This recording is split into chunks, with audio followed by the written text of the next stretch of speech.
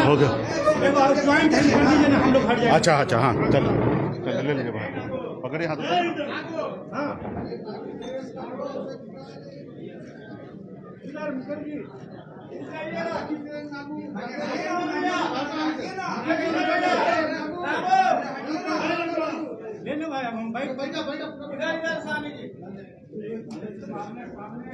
चलिए चलिए, बहुत बहुत धन्यवाद।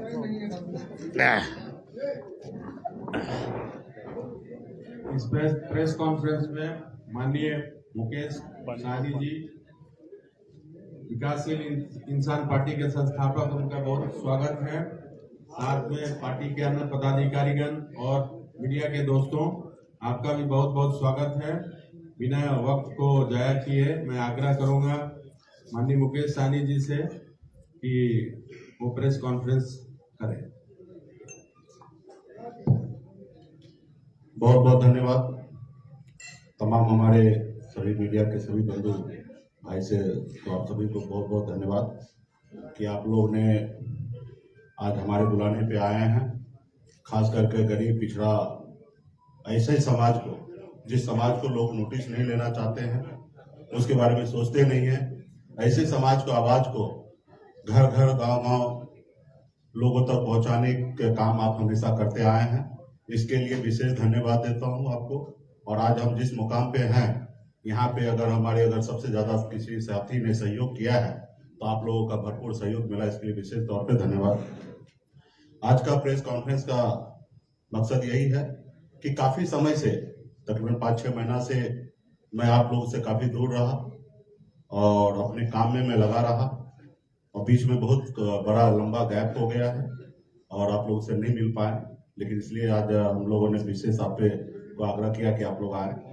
कार्यक्रम जो भी है कि 25 तारीख परसों 25 जुलाई को पटना में कृष्ण मेमोरियल हॉल में वीरांगना फूलन देवी जी का शहादत दिवस हम लोग मनाएंगे। बड़े पैमाने पे कार्यक्रम किया जाएगा और उसी रोज से हमारा एक यात्रा निकलेगा, निषाद आरक्षण संकल्प यात्रा, जो पूरे बिहार में 38 जिला में, उत्तर प्रदेश के पूर्वांचल में और झारखंड के कुछ जिला, तकरीबन 80 जिला को हमने चिन्हित किया है। 80 जिला में हमारा यात्रा निकलेगी और 100 दिन का ये यात्रा होगा। 25 जुलाई से यात्रा निकलेगी और 4 नवंबर तक लगातार पूरे बिहार में, यूपी में, झारखंड में, तीनों राज्य में हम लोग अपने अपने लोगों के बीच में जाएंगे। अपने आने वाला पीढ़ी के हक अधिकार के लिए लड़ाई लड़ेंगे, अपनी पार्टी कैसे मजबूत हो उसके लिए लड़ाई लड़ेंगे और संकल्पित कराएंगे। और हर घर घर संकल्प अभियान भी चलेगा। जिस जिला में हम जाएंगे उस जिला में कार्यक्रम होगा। उसके अलावा हमें जाने के बाद पुनः उस जिला में हमारे पार्टी हर एक पदाधिकारी हर एक गांव में जाएंगे, हर घर में घूमेंगे, अपनी बात को रखेंगे, अपनी पार्टी के विचार को रखेंगे और हर घर में संकल्प कराया जाएगा कि आप किसके साथ हैं। आप अपने आने वाला पीढ़ी के साथ हैं, आप आने वाले बच्चे के भविष्य के साथ हैं। अभी क्या स्थिति है? अभी हम किसी के साथ नहीं है, अभी हम अपनी पार्टी के साथ हैं। निषाद समाज के भविष्य के लिए लड़ाई लड़ रहे हैं। हम मुंबई को छोड़कर बिहार आए तो राजनीति करने का उद्देश्य से मैं नहीं आया था। मैं इस समाज को, जो समाज हजारों साल से परेशान है, इस समाज के चेहरे पे कैसे खुशी आए उनके लिए मैं काम करने के लिए आया था। निषाद विकास संघ के द्वारा पिछले 5 साल तक लगातार बिहार में हमने काम किया। उसके बाद मुझे एहसास हुआ कि पॉलिटिकल पावर चाहिए तभी कुछ हो सकता है और उसके बाद हमने 2018 में पार्टी बनाया और पार्टी बनाने के बाद आपने देखा 2020 में लड़ाई लड़कर हमने सरकार भी बनाया। हमारे सहयोग से बिहार में सरकार बना। हम अगर समर्थन नहीं देते उस समय तो बिहार में शायद 2020 में सरकार नहीं बनता। लेकिन आपने देखा कि किस तरीके से हमारे साथ लोगों ने गलत किया। एक गरीब पिछड़ा समाज का बेटा अपने पैर पे खड़ा होने का कोशिश किया और तो आपने देखा कि किस तरीके से ऐसे विचारधारा वाले लोग जो कुचलने का काम किया और हमें सरकार से बाहर कर दिया, हमें उस गठबंधन से बाहर कर दिया जो सरकार हमने बनाया था। तो ये तमाम हमने सारी चीजें किया और वहां पे हमें किस तरीके से लोगों ने परेशान किया, ये आप सभी को जानकारी में है। तो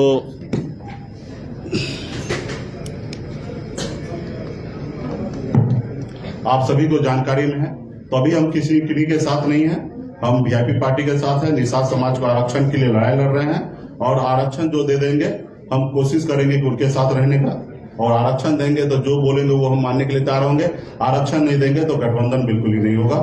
आगे का रणनीति फिर हम 4 नवंबर के बाद पार्टी का स्थापना दिवस मना के फिर आने वाले समय में निर्णय लेंगे कि राजनीति और किस तरीके से हमें आगे बढ़ना है। गठबंधन और एनडीए आपको भाव नहीं दे रही है क्या? ये तो देखिए, हम किसी का भाव लेने के लिए नहीं आए हैं और हम अपना काम करने के लिए आए हैं। और निषाद समाज का फिक्र अगर किसी को होगा तो भाव देगा। अगर निषाद समाज का फिक्र अगर कोई नहीं करते हैं तो क्यों भाव देंगे? उनको लगेगा कि निषाद समाज का वोट यूं ही मिल रहा है तो क्यों भाव देंगे? उनको लगेगा कि निषाद समाज वोट अभी हमको नहीं मिलेगा, क्योंकि देश में बाबा साहब भीमराव अंबेडकर हमें वो ताकत दिया है कि हमारे वोट से न देश का प्रधानमंत्री बनता है। तो हम अगर प्रधानमंत्री बनाने में योगदान है तो निश्चित तौर पे हमें भाव देंगे। अगर हम नहीं है तो हमको क्यों देगा? तो रहा कि हम भाव कोई दे या ना दे, उनके लिए हम नहीं आए हैं। हम अपना काम करने के लिए आए, संघर्ष करने के लिए आए। ये आजाद भारत में हमारे पूर्वज ने, हजारों लाखों हमारे पूर्वज ने शहीद हुआ, देश को आजादी दिलाया। लेकिन आज आजाद भारत में देश एक है, संविधान एक है, देश के प्रधानमंत्री एक है, लेकिन हमारे साथ भेदभाव हो रहा है। हमारे बंगाल के निषाद भाई को आरक्षण मिल रहा है लेकिन बिहार को नहीं मिल रहा है। तो हमारी लड़ाई है, जब देश एक है, प्रधानमंत्री जी एक है, तो हमारे साथ भेदभाव क्यों हो रहा है? तो इसके लिए हम लड़ाई लड़ने के लिए आए हैं और लड़ाई लड़ते रहेंगे, आखिरी सांस तक लड़ाई लड़ेंगे। आप सरकार में रहते हैं तो सबकी बात करते हैं, जैसे ही सरकार से अलग होते सिर्फ निषाद की बात नहीं करते। नहीं, निश्चित तौर देखिए, हमने अभी पार्टी की बात किया। इस मंच पे देखिएगा तो सभी वर्ग के लोग यहाँ पे बैठे हैं। रहा कि हमारी एक सभी पार्टी का अपना बेस है, अपने काम करने का तरीका है। तो हमने डे 1 से निषाद समाज का आरक्षण के लिए लड़ाई लड़ रहे हैं। अभी आपको हमने बोला ना, पार्टी के लिए, पार्टी में सभी दल है। जब चुनाव होता तो आपने देखा कि सभी जाति धर्म के लोगों को हम लोगों ने जगह दिया, लेकिन पार्टी का कैडर वोट निषाद है और हम निषाद की बात हर मन से करते आ रहे हैं। किसी को अच्छा लगे या बुरा लगे उससे मुझे परवाह नहीं है। निषाद समाज के लिए हर मन से हम बात करते हैं और आगे भी करते रहेंगे। सरकार में रहे या ना रहे तो हम हमेशा बात करते रहा कि हम ये वो व्यक्ति हैं, वो विचारधारा हमारे पास है कि मैं चाहता हूं कि हर जाति धर्म में जो गरीब है उसको कल्याण होना चाहिए, सरकार को बेहतर से बेहतर उसको व्यवस्था करना चाहिए। ये विचारधारा वाला व्यक्ति हम। सरकार ने चलाई मछुआरों के जी, उस पर आपने कोई काम नहीं किया? मछुआरे पर जितने है योजना, देखिए जितना समय हमको मिला उस समय में जितना हो सकता था मैंने काम किया। और काम करने से आपको भी पता है कि किसने रोका, किसने हमारी पार्टी को तोड़ा, हमारे विधायक को खरीदा। तो गुनेगार तो वो है। अब रहा कि हमको जितना मौका मिला हमने काम किया। मुझे पता है कि मैंने काम किया। निश्चित तौर पे बहुत काम करना बाकी है और बहुत काम बचा हुआ है और आने वाला समय में ये काम भी हम ही करेंगे। हमें भी पता है कि ये काम हम ही को करना पड़ेगा और आने वाला समय में वो भी रास्ता ढूंढ लेंगे, उस जगह पे पहुंचेंगे और वो काम करेंगे। मुकेश जी, पुराने साथी जितने भी आपके दल से टूट कर गए, क्या फिर उनको 2024 तक साथ लाइएगा? देखिए, जो अच्छे लोग हैं, और मुझे लगता है कि कोई भी ऐसे एक व्यक्ति भी, अच्छे लोग जो है वो हमारे पार्टी को छोड़ के नहीं गए। हाँ, निश्चित तौर पे जिनका जल्दी विधायक बनना है, जिनको सांसद बनने का इच्छा है, ऐसे लोगों का मनमुटाव होता है और वो दूसरे रास्ता ढूंढते हैं।